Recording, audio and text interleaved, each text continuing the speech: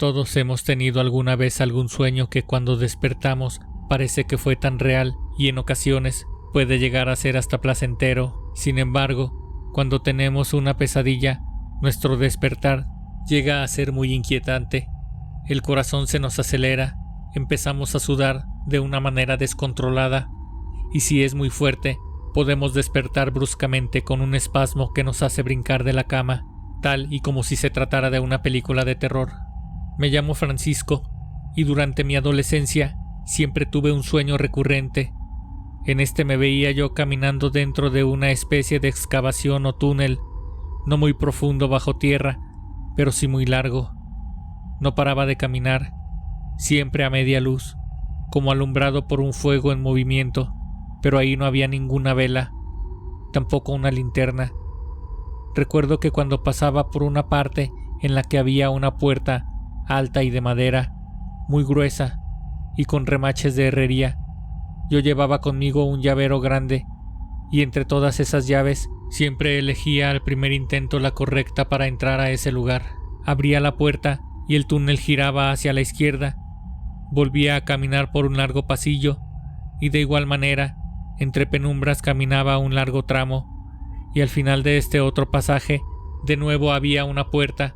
Al entrar ahí, nuevamente, abriendo con la misma llave que estaba revuelta entre las demás, el túnel volvió a girar hacia la izquierda para continuar por la oscuridad, iluminada intermitentemente, hasta llegar al final de la excavación, y justo ahí se podía llegar hasta una especie de cámara, con paredes hechas con grandes piedras como los cimientos de un viejo castillo.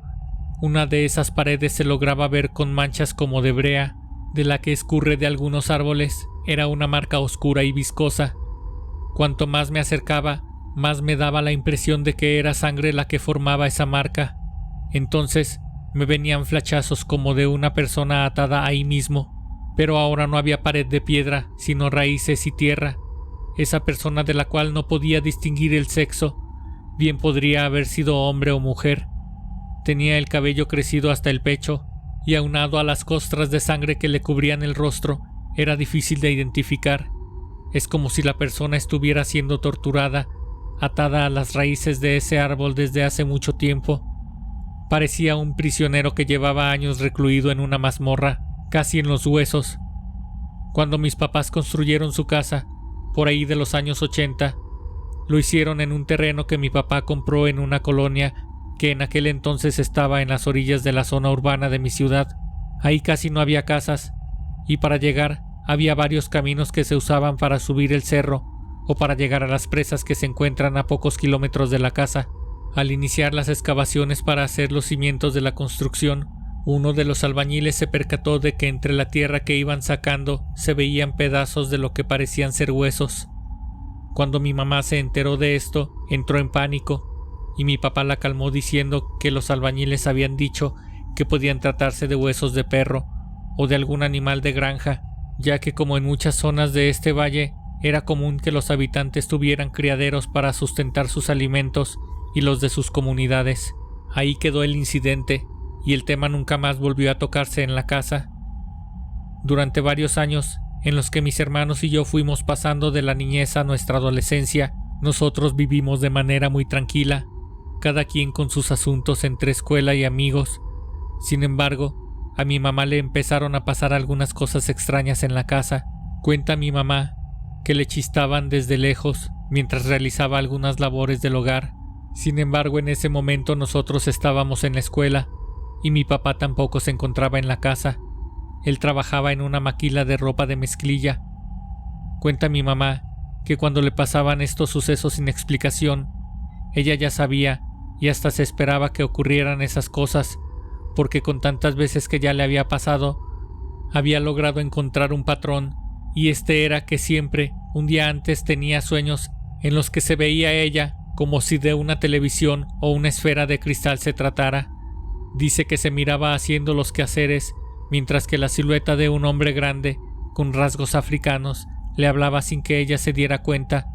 Eso la tenía bastante atemorizada durante el día, pues era en ese horario cuando se encontraba sola, y siempre tenía la zozobra de que algo iba a ocurrir, y así era, Parecería que aquella presencia esperaba a que se sintiera confiada y se podía escuchar. Un evento que la marcó mucho fue cuando ella se encontraba de espalda, al fondo de la cocina lavando algunos platos, cuando escuchó ese chistido y un sonido como de un objeto metálico que era lanzado a la pared una y otra vez. Este caía al suelo rebotando y de nueva cuenta se escuchara como si alguien recogiera el pequeño objeto y lo lanzara de nueva cuenta. Se retiró a su habitación tratando de encontrar una explicación a todo aquello. Cuando sintió que podía regresar a la cocina, así lo hizo. Ya no escuchaba ese sonido. Continuó lavando los platos y en un momento escuchó de nuevo ese ruido. Se escuchaba muy metálico, como algo pequeño, y cuando volteó no podía ver nada de nuevo. Pero la siguiente vez, en lugar de escuchar el sonido rebotando en la pared, sintió un fuerte golpe en su espalda.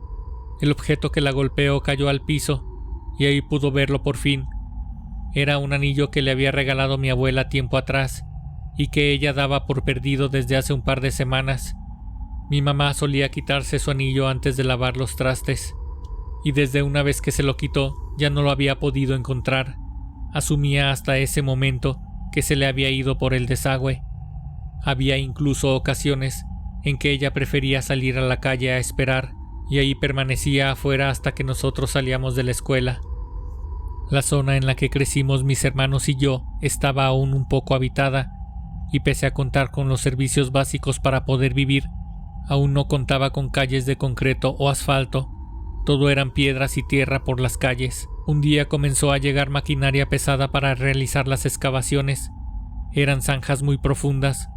Un par de semanas después de que iniciaron esas obras, 2 obreros que se encontraban removiendo montones de tierra le pidieron a los operadores de las máquinas que detuvieran las obras porque habían visto osamentas y estas parecían humanas. Además de esto se encontraron recipientes de barro con decoraciones como grabado. Cuando algunos vecinos se percataron de que estaban saliendo de entre la tierra estos objetos, tomaron algunos. En mi casa conservamos hasta la fecha un par de pequeños recipientes de barro que hasta ahora solo sirven de decoración en la vitrina del comedor. El ingeniero encargado de la obra llegó a ver de qué se trataba todo el alboroto. Dio la indicación de que continuaran removiendo y llevándose tierra, supongo que para evitar que se retrasara o se cancelara por alguna investigación arqueológica o ministerial. Nadie sabía cuánto tiempo tenían enterrados esos huesos o los demás objetos. Recuerdo que los vecinos no se opusieron a que todo continuara, porque estaba resultando muy incómodo tener todos esos agujeros y la tierra suelta y que invadiera las casas. Además, se acercaba la temporada de lluvias y todo iba a ser más difícil para los trabajadores y los vecinos. Cuando yo cumplí la mayoría de edad, inicié en un negocio de cerámica, ya que siempre disfruté trabajar con materias orgánicas y utilizar un fuego para endurecer todo el tipo de material en los hornos. Además tenía un tío que me enseñó el oficio y desde muy joven pude dominar ese arte. Una tarde tocaron a la puerta de mi casa y cuando abrí, ahí estaba parada afuera una persona desconocida. En cuanto abrí me preguntó: ¿Tú eres Francisco? Me dijeron que tú me podías ayudar. Yo me dedico a vender artículos religiosos y me enteré de que te dedicas a la cerámica. Resulta que mi principal proveedor ya está muy grande de edad y no tiene quien continúe con el negocio. Yo ya lo veía venir, pero me dice que ya nada más cierra este mes y dejará de producirme. Pues yo estoy a sus órdenes, señor. Sin embargo, aunque yo domino y conozco la técnica, no cuento con un taller propio para trabajar con una producción más grande. Si no tienes inconveniente, puedes ir a mi taller, dale un vistazo y probablemente podamos llegar a un buen acuerdo, ya que a mí lo que me interesa es seguir teniendo existencias porque tengo buenos clientes. A mí me gustó la idea, ya que desde hace tiempo estaba ahorrando precisamente para tener un taller propio, porque hasta ese momento yo estaba trabajando en el taller de mi tío, ahí mismo donde yo aprendí. Si aceptaba, podía matar 2 pájaros de un tiro. Tendría trabajo y un taller más grande. Al día siguiente me presenté en la dirección que me dio el señor que me contactó. Al llegar ahí, un escalofrío recorrió mi piel, desde la cabeza hasta la espalda. Me envolvió una vibra extraña. No puedo decir que sentí miedo porque no fue así, al menos no en ese momento. Cuando yo era niño, solía ir a jugar con mi mejor amigo a un campo que quedaba cerca de la casa. En este campo había montículos de tierra en los que andando nuestras bicicletas los utilizábamos como rampas y en el terreno trazábamos una pista muy grande. Era común que yo le pidiera a mi amigo que nos regresáramos a nuestras casas antes de que el sol se ocultara, ya que a mí me daba mucho miedo cuando empezábamos a pasar por un extremo de esa pista. En ese extremo había un árbol que daba una gran sombra. Era uno enorme, cuyas raíces salían de la tierra. Resulta que ese árbol estaba junto atrás de aquella construcción en la que se encontraba el taller de don Luis, el taller en el que iba yo a trabajar. Ese día llegué ya entrado el atardecer. Toqué el portón y don Luis tardó un poco en abrir. «Pasa, Francisco. Pensé que ya no vendrías. Mira, este es el espacio que tengo disponible». Me mostró las instalaciones y cuando llegamos al lugar en el que tenía asignado para que yo pudiera trabajar, fue cuando sentí que realmente un miedo me recorría. Me incomodó al instante. Resulta que al fondo se lograba ver la pared que daba a espaldas del campo donde yo jugaba de niño, y justo ahí por encima el árbol que me inquietaba. Pero al mirar por dentro de la finca, sentí que me venían a la mente flachazos de aquellos sueños que tenía yo recurrentemente, aquellos en los que llegaba a una especie de calabozo o recámara muy antigua, pero a la vez sentía que pese al parecido faltaba algo, había algo que no encajaba. «¿Qué tienes, Paco? ¿Te sientes bien? Te noto algo inquieto». «La verdad es que sí.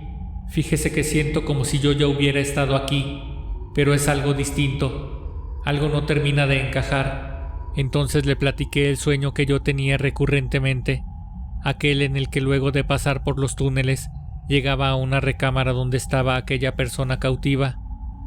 Lo que me contestó cambió mi percepción de lo que estaba pasando en ese momento y me dio mucho miedo, porque lo que me dijo empezó a dar un sentido a mis sueños. «Mira, Paco, de verdad me sorprende mucho lo que me acabas de decir, porque en mi familia nunca se lo hemos contado a nadie. Cuando nosotros construimos con mucho sacrificio este taller, iniciamos como toda obra con excavaciones, y casi de inmediato mi señor padre se percató que no era seguro seguir cavando, porque el subsuelo era hueco. Entonces fue que nos mostró que había encontrado. Por una apertura que daba a esa especie de sótano, ingresamos mi papá, mi tío y yo. Entonces, alusando con lámparas de mano, vimos exactamente lo que me acabas de platicar que viste en tus sueños. Aquí abajo hay una especie de recámara que tiene acceso a un pasillo largo y al fondo tiene una puerta grande de madera, como la que me describes. Con la ayuda de algunas barras nos animamos a abrir la puerta. Sin embargo, nos invadió el miedo, porque dentro del pasillo había muchos restos humanos. Entonces decidimos llenarlo todo con tierra y escombros hasta donde pudimos y decidimos no contarlo a nadie, para que no nos estuvieran molestando después. No falta quien se quiera meter a investigar o hasta buscar tesoros. Nunca vimos hacia dónde llegaban esos túneles. Lo único que logramos ver es que detrás de aquellos montones de restos humanos, el tiempo y las demás construcciones se habían encargado de que se derrumbara el techo y parecían estar bloqueados. Yo no terminaba de dar crédito a lo que don Luis me estaba contando, pues no estaba preparado para ello. Yo solo iba a hablar de negocios y resulté una especie de vidente. Esa noche regresé a casa sin aceptar aún la propuesta de don Luis. Le pedí que me dejara pensarlo, ya que al aceptar implicaría trabajar justo en el lugar desde donde niño tenía miedo estar, y como broma del destino, él mismo se encargó de que yo terminara envuelto en esa situación y que empezara a conocer la verdad. Esa noche tuve una pesadilla en la que la persona que estaba encadenada en las raíces del árbol por fin dejaba ver su rostro. Era un hombre maduro, con rasgos españoles, y a su lado se encontraba de pie la figura de un hombre muy alto y fuerte. Entonces, yo exaltado, empecé a desesperarme, queriendo despertar, pero sin poder lograrlo. Consciente de que estaba dentro de mis sueños, miré cómo aquel hombre fuerte empezaba a golpear con una vara de madera a la persona que se encontraba atada a las raíces de aquel árbol. Yo sentía cómo salpicaba la sangre de aquel hombre en mi rostro, Al igual que aquellos hombres, yo también me encontraba empapado de sangre, y justo antes de que pudiera ver el rostro de aquel hombre enorme, y mientras en mi sueño él volteaba, yo desperté exaltado y podía seguir sintiendo aún despierto que la sangre me cubría la cara. Pero al encender la luz, miré mis manos, y la sangre que sentía en realidad era sudor. Estaba empapado de pies a cabeza. Esa noche estuve atemorizado hasta el amanecer.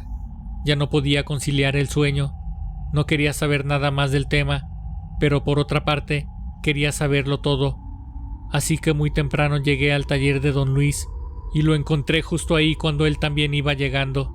¿Qué te pasa, Francisco? ¿Qué te trajo tan temprano por acá? Fui muy directo con él.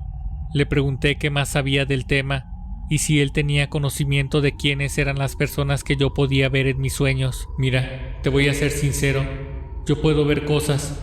Además de dedicarme a todo esto de las imágenes religiosas, también doy consultas a gentes que quiere comunicarse con gente que ya no está con nosotros.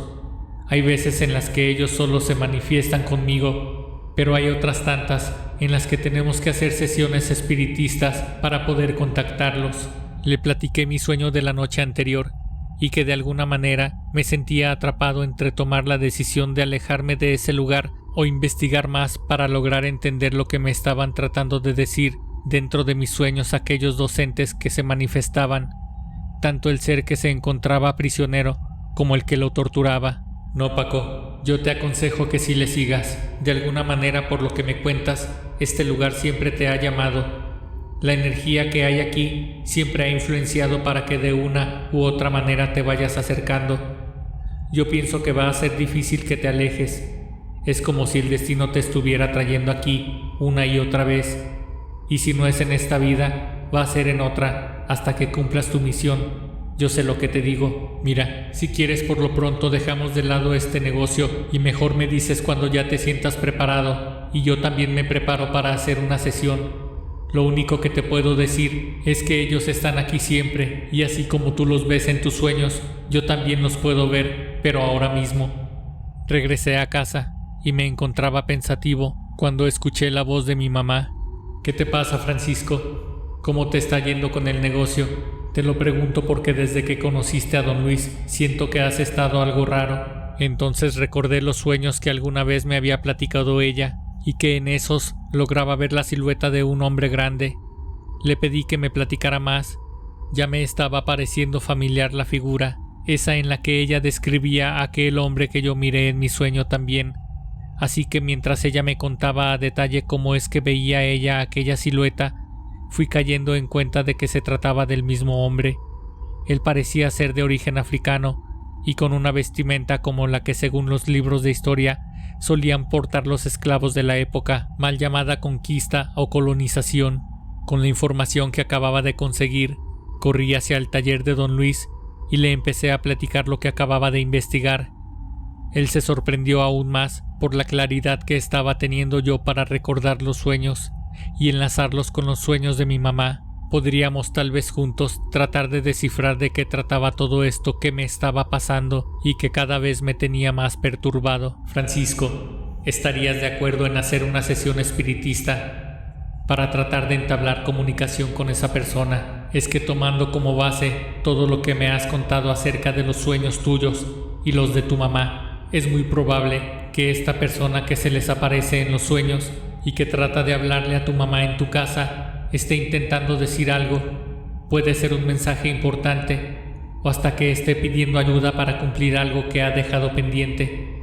Yo le respondí que aunque me daba mucho miedo, estaba dispuesto a ello con tal de que todo esto se pudiera detener y por fin tener un poco de tranquilidad. Ahora la tarea era contarle todo a mi mamá y tratar de convencerla para que nos acompañara a esa sesión que teníamos planeada Luis y yo. Esa misma tarde, regresando a casa, apenas si le contaba a detalle a mi mamá lo que estaba ocurriendo, más tardaba yo en tratar de explicarle lo que teníamos que hacer y cómo lo teníamos que realizar, que ella misma me contestó casi interrumpiéndome. Si lo tenemos que hacer ahora mismo, yo estaría de acuerdo. Quiero terminar con esto de una vez por todas, porque ahora los sueños que tengo son cada vez más continuos y las apariciones, aunque no llegan a ser agresivas, cada día me dan más miedo. ¿por qué han llegado al punto de empujarme en la cocina? Empezaron con lo de lanzarme el anillo y ahora es esto. Es cierto, el anillo. ¿Dónde está mamá? Tenemos que ver qué dice, tal vez tenga algo de información. Ella se fue a su habitación a buscarlo y cuando llegó con él, me lo entregó. Lo empecé a analizar y tenía una especie de escudo con el año 1530 y la palabra Guerrero. El apellido de mi mamá es Herrera. Podría ser que mi madre fuera descendiente de aquel hombre que se manifestaba en los sueños. Al día siguiente, por el atardecer, fuimos a encontrarnos con Luis a su taller, como si se tratara de alguna cosa mágica. Él ya nos estaba esperando. Preparé todo para que la reunión se lleve a cabo con tranquilidad. Necesitaba que ya estuvieran aquí para preguntarles qué tan abiertos están de su mente. Ella me volteó a ver y yo a ella. Afirmamos con las cabezas, como dando una señal para que iniciara el ritual. El lugar indicado era justo frente a aquel árbol. Ahí, Luis había instalado una mesa redonda, donde en el centro había colocado un par de velas. Ellos están aquí, pero no logró tener comunicación aún.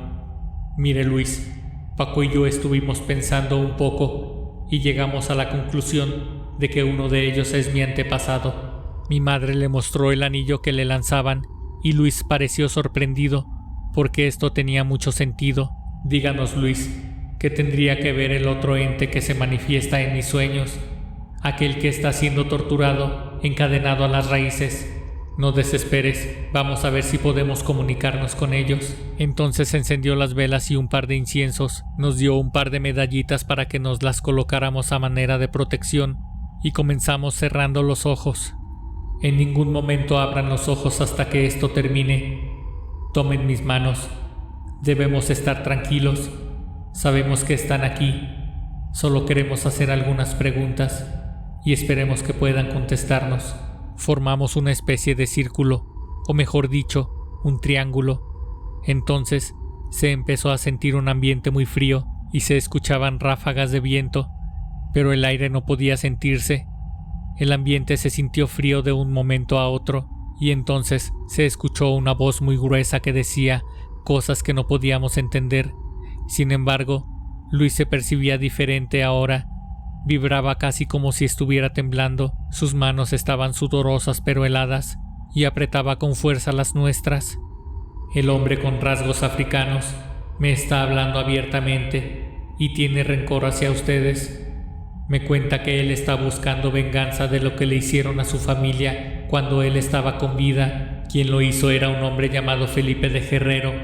Él es el hombre que está atado al árbol, el mismo que es su antepasado, decía con voz temblorosa don Luis. Debe dejarlos tranquilos. Ellos, si bien son parte de su descendencia, no son culpables de lo que Guerrero te hizo. Tú debes cruzar el umbral y dejar esta vida en el pasado. Entonces Luis le mostró la luz hacia donde debía dirigirse. Todo eso, en realidad, no lográbamos entenderlo, menos verlo con claridad. Esa misma tarde, después de terminar la sesión, Luis, ya más tranquilo, nos fue diciendo a detalle lo que había visto y cómo tomó una de las velas para mostrar el camino que debía seguir el ente. Sin embargo, nos contó que el esclavo de la visión no se había ido y que seguía jurando que encontraría venganza en esta o en otras vidas. Según lo que nos contó don Luis, cuando estábamos todos con los ojos cerrados, él se encontraba en un trance donde veía visiones de todo lo que había pasado y de alguna manera empezó después de llegar al Nuevo Mundo desde España. El hombre esclavizado quería rebelarse y la única manera que encontró para controlarlo fue asesinando a toda su familia enfrente de él. Fueron su esposa y su hijo los que en aquel entonces, víctimas de Guerrero, fallecieron de manera sanguinaria en sus manos. El hombre, atado de pies y manos, nada pudo hacer. Pasó el tiempo y hubo una rebelión en la misión de colonización. Un grupo de esclavos encontraron la manera de hacer una serie de túneles por donde planeaban escapar. También construyeron una recámara enorme que les serviría de refugio si algo salía mal. Esto les llevó mucho tiempo, pero al fin pudieron llevar a cabo la fuga. Siglos atrás, pero cerca de donde nosotros vivíamos, llegó el momento en el que finalmente el esclavo pudo escapar, y lo primero que hizo fue buscar a Guerrero para así vengarse. Al encontrarlo, lo arrastró a lo largo del túnel, alumbrándose con una antorcha. Lo encadenó a las raíces de un sabino y durante días lo mantuvo ahí en su poder, donde día y noche y de manera metódica lo torturaba sin descanso. Luego de varios días en los que las torturas a las que fue sometido finalmente cobraron la vida de Guerrero, el enorme esclavo tenía una sed insaciable de sangre, de venganza. Aún podía sentir el dolor de ver morir a su familia, así que juró buscar la manera de vengarse, aunque le costara una eternidad. El tiempo se encargó de ponernos a mí y a mi familia en este lugar cargado de la energía negativa del ente que tras muchas generaciones seguía buscando venganza, y llegó a nosotros a través de los sueños y traspasando hasta la realidad. Era como si el destino se hubiera encargado de todo. Después de un largo tiempo terminé trabajando con Luis, pero decidí seguir haciéndolo en el taller de mi tío, porque nunca soporté esa energía negativa y por miedo a que algo me ocurriera. Desde entonces tengo que usar protección contra las energías, y aún así para mí es muy difícil ir a dormir, porque no sé cuándo se van a volver a presentar esas pesadillas que regresan esporádicamente. En cuanto a mi madre, ella tuvo que irse lejos de esta propiedad porque las agresiones iban en aumento. El conocer a Luis nos sirvió para, mediante sus conocimientos, poder investigar nuestro pasado y darle un sentido a todo lo que nos ocurría. Por mi parte, nunca más he regresado al taller de Luis. Siento que en cuanto entre ahí, moriré. Este relato está basado en hechos reales. Si te gustó, suscríbete a mi canal, activa la campanita y compártelo.